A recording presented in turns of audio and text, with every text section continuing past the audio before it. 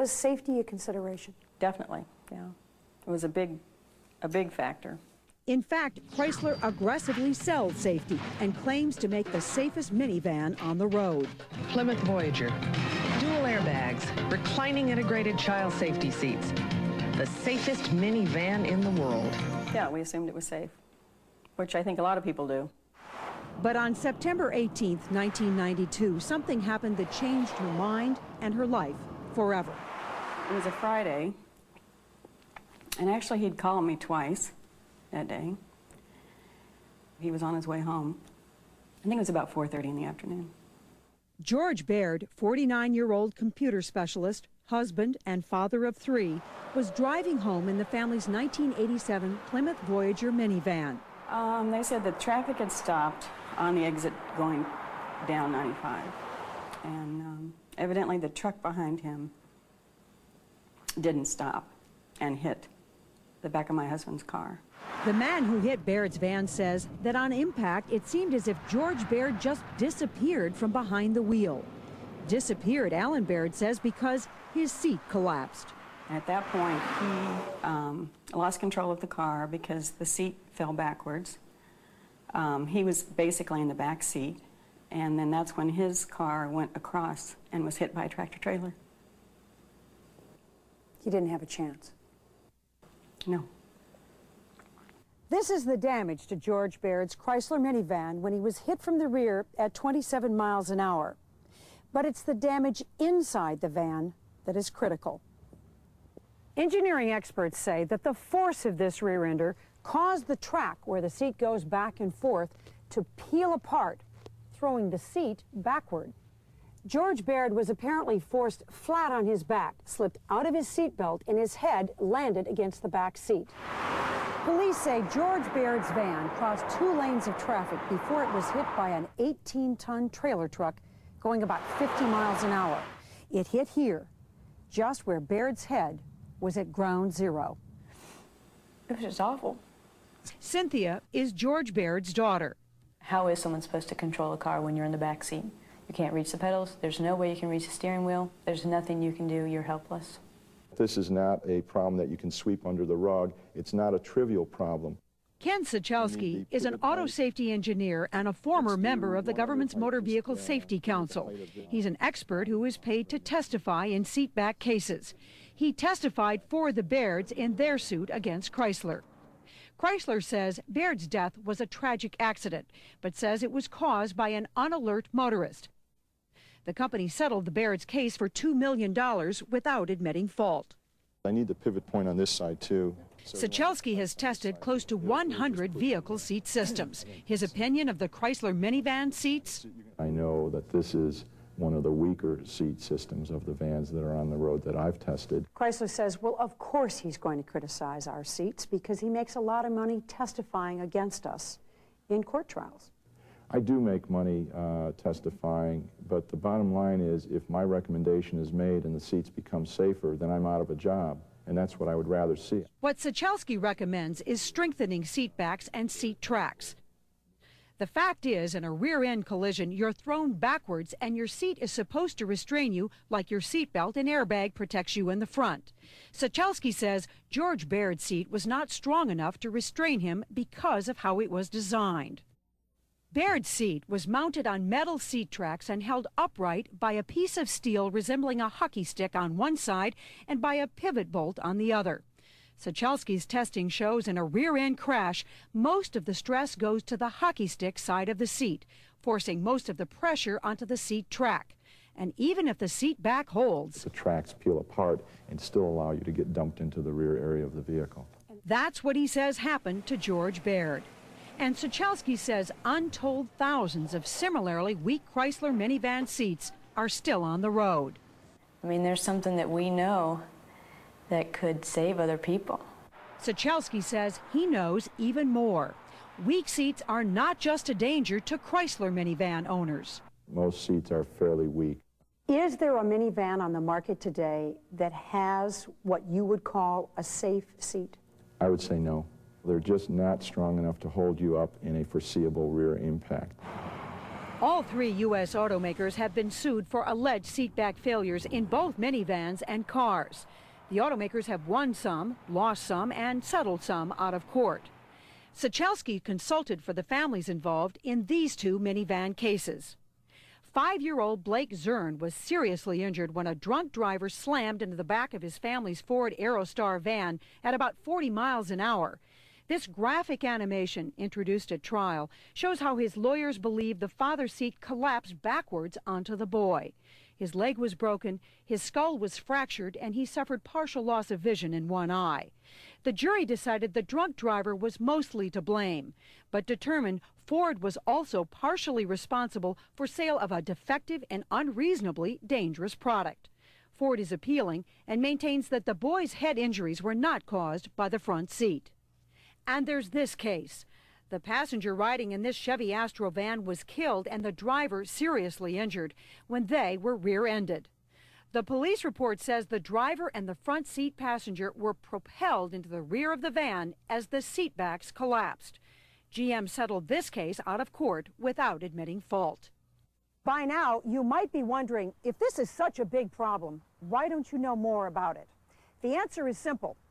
The seatback problem has been overshadowed by larger safety issues like how to protect people in a front or side collision. Tonight, Diane, we begin with what is an urgent warning about the best-selling minivans on the road, all made by Chrysler. If you own a Plymouth Voyager, a Dodge Caravan, or a Chrysler Town & Country built before this 2001 model year, you may be in for quite a surprise. Senior correspondent Chris Wallace sounds the alarm about a potential danger to you and your children in this primetime investigation. Imagine this for a nightmare scenario. You've left your children in the minivan for a moment to pick up the mail. Or you've parked it in the garage. You and your kids are in the driveway. Suddenly, your minivan starts rolling, like this, out of control. In South Carolina, this mother, who was pregnant with twins, was killed in what's called a rollaway accident. In Ohio, Amy Dawson's 4-year-old daughter was run over. Here comes my car, my minivan rolling down the driveway.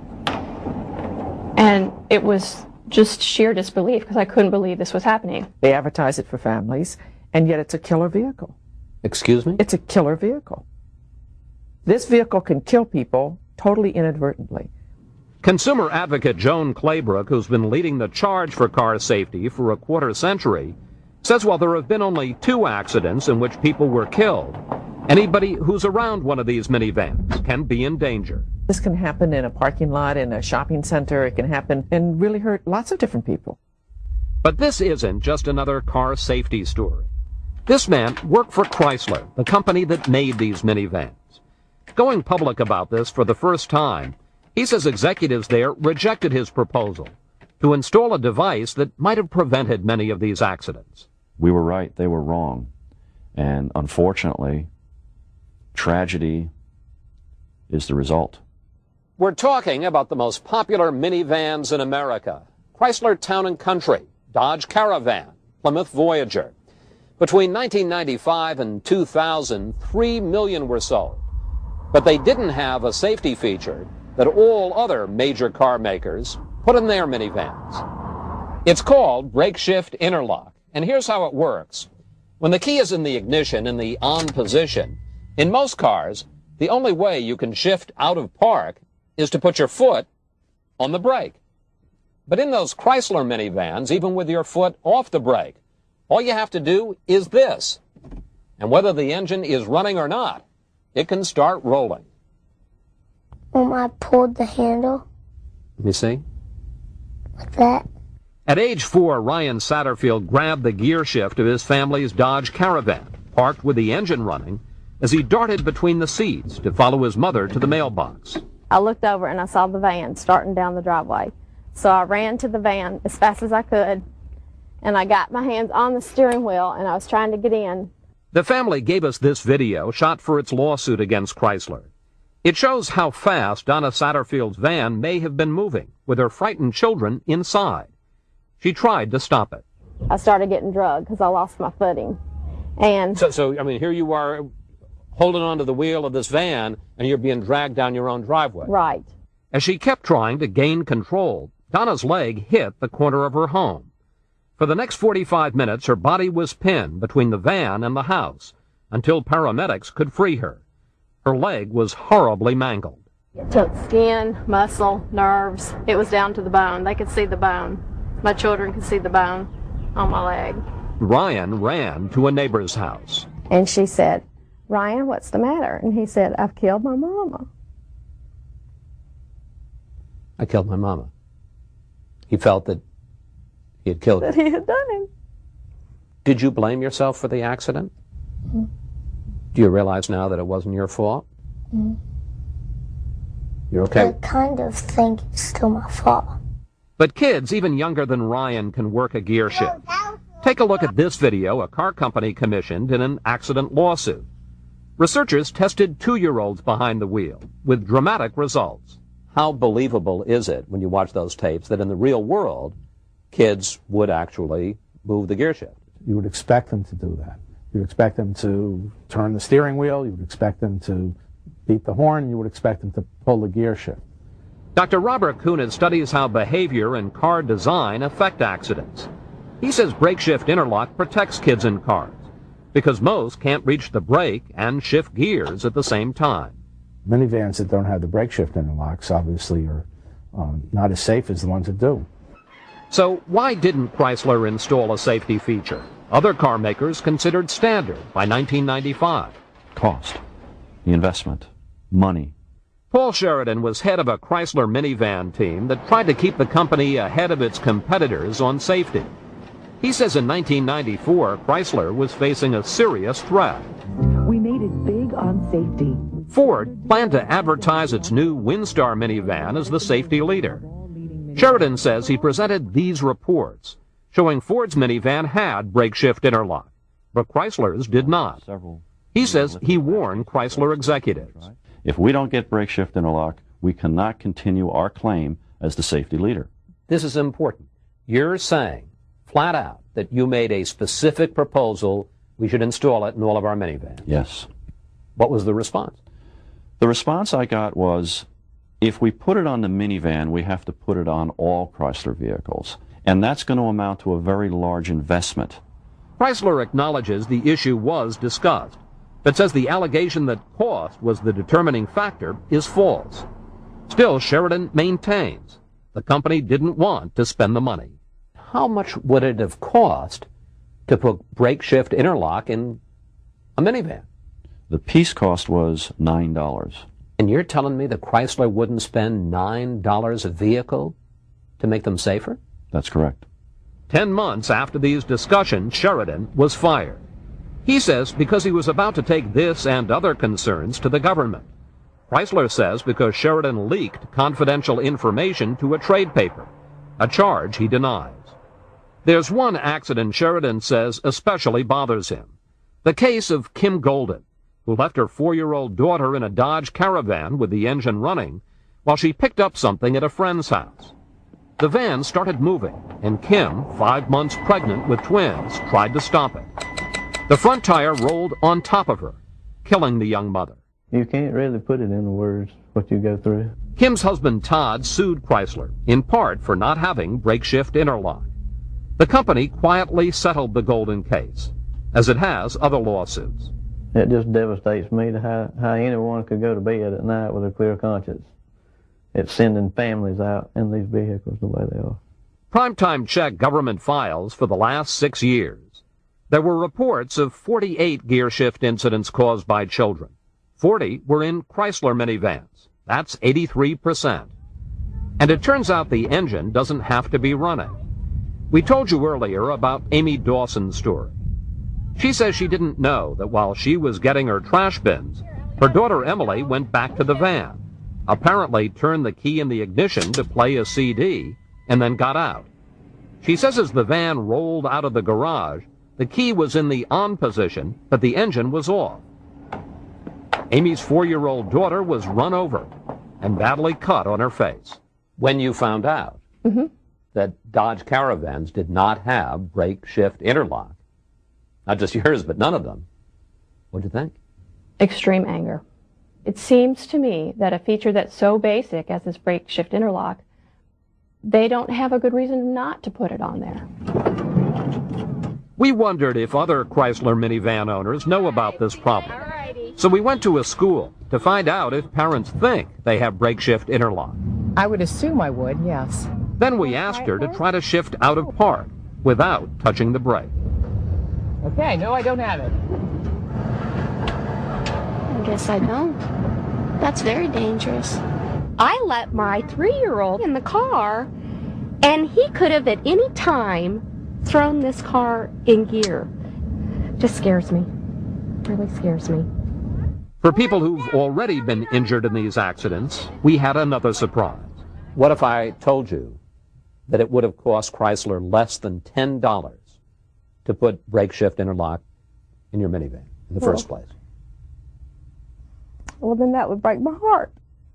Chrysler declined Primetime's request for an interview, but sent us this statement, saying the government doesn't require brake shift interlock, and the company doesn't believe it reduces the risk. So when Metro Nashville purchased 50 new Dodge Intrepid police vehicles, officers put them through a simulated chase. This was the result. Yeah, it's on fire over here too. The local president of the Fraternal Order of Police. Our information was from that test that the brakes had caught fire on 2 separate cars that they had tested out there. 2 weeks ago, police returned to the test track to conduct simulated pursuits with 2 other Intrepids, this time with representatives from DaimlerChrysler looking on. The result was the same. 10 minutes into the pursuit, the brakes were on fire, and this is open flames in the front wheel wells. So you had 4 tests, and the brakes caught on fire all 4 times? That's correct, on all 4 vehicles. In fact, the Intrepid police vehicle was supposed to include a heavy-duty braking system with safety in mind. Instead, officers say what they got was a prescription for disaster. If you have a crash and you have the fluids from the vehicle, especially gasoline, spill out and you've got an open flame, we just got some real serious safety concerns with that. And those concerns were heightened last week when the brakes on another Dodge Intrepid police vehicle, this one used by Metro Parks, caught fire while on routine patrol. When he pulled in, the brakes were actually on fire and flaming, and they had to use a fire extinguisher to put them out. So it's a major problem. Once you get the information we received about these tests, that the safest thing to do is to park the vehicles. Legal Director Carl Dean has now advised departments to immediately ground the new fleet. He says he expects the city will ask for its money back. This police video shows the simulated pursuit that ignited the controversy. Metro Nashville officers put 4 brand new Dodge Intrepid police vehicles to the test. Every time the result was the same. Yeah, it's on fire over here too. The front brakes caught fire. Police representatives were alarmed. 10 minutes into the pursuit, the brakes were on fire, and this is open flames in the front wheel wells. Nashville officials immediately parked 50 new Intrepids, notifying the Dodge dealer that they were returning them. The brakes fading and then catching fire is just a major safety concern for our officers who are going to drive the cars differently than a normal car is driven. But DaimlerChrysler says in a statement that its preliminary evaluations revealed that the Nashville Metro Police Department did not follow the recommended vehicle break-in recommendations in their service manual. Instead, the company says the department conducted extreme performance testing with brand new vehicles instead of following the owner's manual guidelines. But Nashville officials note their bid called for the vehicles to be pursuit ready. As soon as we take one of these cars and put them on the street, it's subject to being a pursuit or in that circumstance. In addition, police point out that the front brakes on another brand new Dodge Intrepid just recently caught fire. This one driven by a park ranger on slow patrol through a city park. Still, the manufacturer claims with 5,000 Intrepid police vehicles on the road, it hasn't received any other complaints. But a report from Michigan State Police indicates that during a test run in October, when the Intrepid was brought into pit lane after completing the last lap, the test team extinguished a fire in the left front brake assembly. I hope they'll come back and do the right thing and fix the cars. Nashville officers say they fear other departments will discover the same problem, but with tragic results. Phil Williams, News Channel 5. A club you probably don't want to join, because these Dodge owners say they share something else in common. Walking out from work one day, and I looked at my dash and I could see the crack marks on it. No idea what had happened to it. Once that first crack started, the dash just kept going, and it hasn't stopped. It started caving in. Okay, let's see for ourselves. All three pickups show cracking on the dashboard, from early stages to later stages to, well, the formation of a hole, and then the thing is practically sunk. Yes, think of this as a sinkhole on your dashboard. Billy Hilt was the first consumer to bring this to our attention. She called us after calling someone at Dodge. He told me that it wasn't a recall item, so there was absolutely nothing they'd do about it. Suzanne Hudson didn't get much further than Billy. I had gone to the Dodge where I had purchased the truck and showed that to them, and they said that they were aware that there has been problems like that in the past. However, not a recall item, so they would pay for half of it. Suzanne says once her dashboard caved in, she started having electrical problems. One mirror no longer works, neither does a front speaker. She says the wiring was either clipped when the dash collapsed or started melting when the hole left the wiring exposed to the harsh sun. Certainly, the loss of power to a mirror is a safety concern. But wait. Seems there is more damage to the electrical system. I went down the road at night, tried to put my brights on, and nothing. You know, as soon as I turned it, there was no lights at all, so it's a safety issue now. Scott Whitney couldn't agree more. I certainly don't want my lights going out at nighttime while I'm driving down the road. Not only would it freak me out, but I'm sure it freaked a few other people out too when I'm driving by or beside. Scott's convinced this is a problem unique to Dodge. You don't see Chevys running around with cracks or Fords running around with their dashboards caving in. It's definitely a Dodge problem. And he thinks it may be unique to the 2001 model. Matter of fact, my old Dodge that I drove for 15 years that a friend of mine has, the dash is still intact. Billy bought her truck in Pensacola. Suzanne bought hers in Inverness, and Scott got his in Maine. If the internet is any indication, the problem is not unique to any zip code. People from all over are reporting the same apparent defect, and none of them seem to be getting a resolution. They were going to ask me to pay for half of it, and the truck was too new for me to absorb that responsibility and have to pay for it. That's unacceptable. I expect them to step up to the plate. I'm not interested in buying a Dodge again because they're not backing their product. Well, I think they should replace them. The dashboards or the trucks? The dashboards. The response to this investigation has been staggering. Okay. I'm talking major amounts of viewer calls and emails. We have been inundated with emails, and I would say keep them coming, because we're learning that the problem of cracking and collapsing dashboards in the Dodge Ram may be far more widespread than first believed. Owners of the 2001 model first reported the problem to Local 6. Their stories prompted our investigation, but after airing last night's story, we've heard from viewers who report the same problem in model years that go back to 1995. One thing all viewers seem to have in common: dismay at Dodge's lack of response. And I think it is a defect. I think Dodge should replace it. You know, not this 50% that they offered one of the ladies from the story last night. That's ridiculous. If they said it's 50%, then they know something's wrong. We're also getting reports that this may be a problem in other Dodge products as well. So many dashboards, so many cracks, so many holes, and so many consumers wondering why they're driving the automotive equivalent of a sinkhole. Lucy Perez is worried. She saw our investigation into the collapsing dashboards on the Dodge Ram, and she says she could see the future for her vehicle. Not a Dodge Ram, but a PT Cruiser. So I immediately contact problem solvers. The PT Cruiser is made by DaimlerChrysler, the same manufacturer of the Dodge Ram. Lucy is one of many PT Cruiser owners who say they too have a defective dash. And so, as you see here, we went to inspect her vehicle, to assess the damage, to look for similar patterns. And my concern is that we are driving and something happens and this whole thing collapses and we have an accident.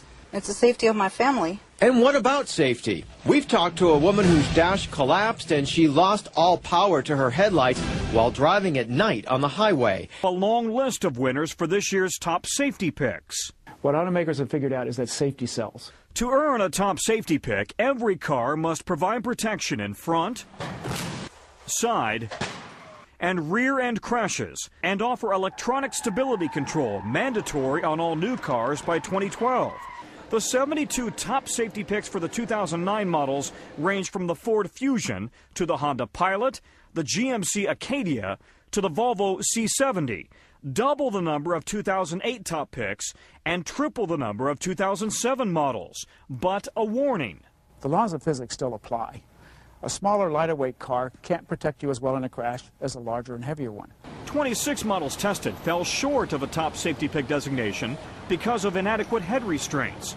The rear impact tests are conducted with the headrest in the middle position. The results might have improved had the headrest been adjusted differently. Chrysler was the only major automaker that failed to have a single top safety pick. Chrysler tells NBC News, quote, "No single crash test provides a full picture of a vehicle's crashworthiness, and all Chrysler vehicles meet or exceed all applicable federal safety standards." With 72 top safety picks and top safety picks in so many different classes, there's really no reason for consumers to skimp on safety when they're shopping for a new car.